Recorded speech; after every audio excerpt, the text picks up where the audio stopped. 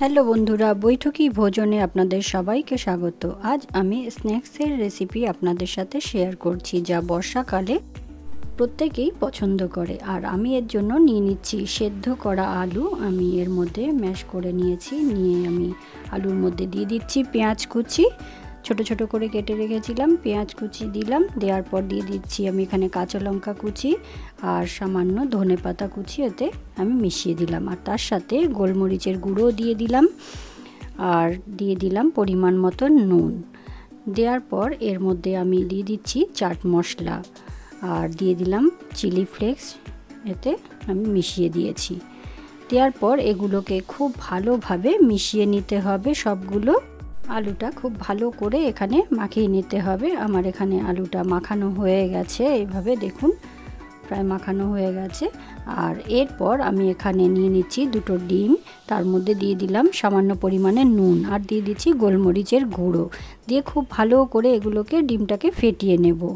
ফেটিয়ে রেখে দিচ্ছি পাশে। আর এখানে আমি নিয়ে নিচ্ছি স্লাইস পাউরুটি। আমি এখানে 4টে নিয়েছি। এইভাবে এর উপরে আমি আলু সেদ্ধ মাখাটা দিয়ে দিচ্ছি। এইভাবে মাখানো আলুগুলো আমি এর মধ্যে দিয়ে দিচ্ছি এক এক করে। সবগুলোতেই আমার দেয়া হয়ে গেছে। আর এরপর একটা ছুরির সাহায্যে আলুগুলোকে চারিদিকে ছড়িয়ে নিতে হবে, যাতে পুরো সাইডটাও আলুগুলো লেগে যায়। এইভাবে আমি যেরকম ছড়াচ্ছি এইভাবে ছড়িয়ে নেবেন। নেওয়ার পর এগুলোকে আমি ছোট ছোট করে স্লাইস করে পাউরুটিগুলো কেটে নেব। এই যে এরকম লম্বা আকারে আমি কেটে নিচ্ছি। পাউরুটিগুলোকে এভাবে কেটে নিলাম। পাউরুটি যদি বেঁচে যায় বাড়িতে, নষ্ট না করে এইভাবে একটা রেসিপি তৈরি করে নেওয়া যেতেই পারে। আর বাচ্চাদের বানিয়ে দিলে তারা খুব ভালোবেসে খাবে। পাউরুটিগুলো স্লাইস করে কাটা হয়ে গেছে সবগুলো। আর এরপর আমি একটা টিফিন বক্সের মধ্যে ব্রেড ক্রাম্বস আমি এইভাবে নিয়ে নিচ্ছি।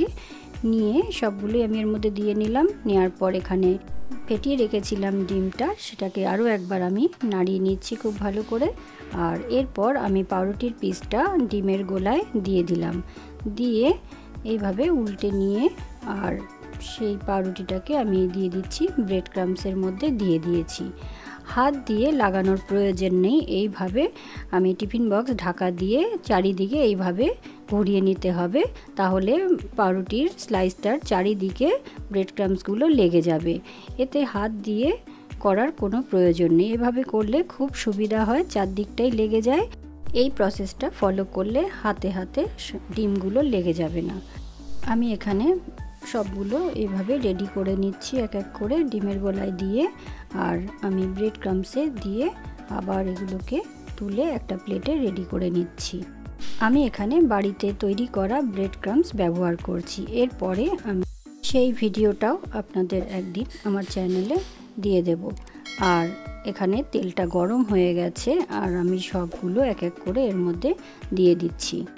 এই সময় গ্যাসের ফ্লেমটাকে মিডিয়াম করে রেখেই ভাজতে হবে, তা না হলে একেবারে উপরেরটা পুরো লাল হয়ে যাবে আর ভেতরটা কাঁচা রয়ে যাবে।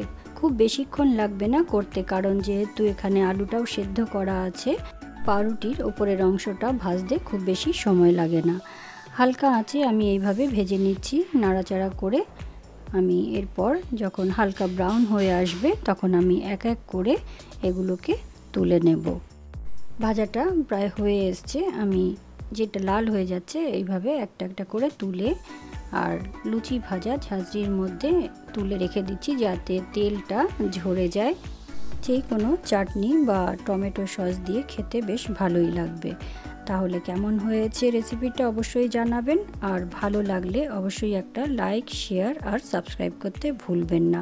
আর পাশে থাকা বেল আইকনটা অবশ্যই প্রেস করে রাখবেন, যাতে নতুন নতুন ভিডিও সবার প্রথমেই আপনার কাছে পৌঁছে যায়। ধন্যবাদ।